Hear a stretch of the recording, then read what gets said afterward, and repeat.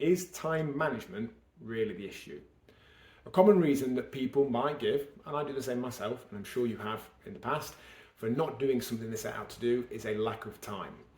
But I'm going to have you consider that we probably did have the time. Across the 168 hours, the 10,080 minutes in the week, we had the time to do most of those things at some point.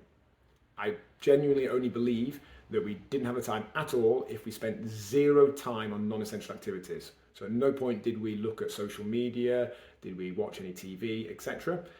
And that doesn't mean we shouldn't be doing those things, because they're fun, they're part of life. I'm not naive enough to expect that people don't do them at all, but what I am doing is helping question that we perhaps did have the time. And I'll have you consider that what often is the issue is not a lack of time, it's a lack of energy at the point that we had the time. What we really mean is we can't be asked to do it at that point perhaps where we could have done it. We could have at 9 o'clock at night spent a bit of time sorting out some food for the next day. We perhaps could have made that last session at Rise. We could have got up earlier and done the first session and got it all done before we were needed. But we didn't feel like it. We didn't have the energy. And when we realise that it's perhaps not a time issue, but an energy issue, it helps us approach it in a different way. What can we do to help with our energy? Chances are it's some of those things.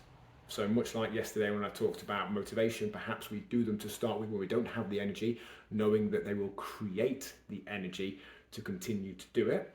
Or we look at what other things we can do to affect our energy levels. It might be other aspects of not considered. It might be getting more sleep when actually we think it's a something else issue.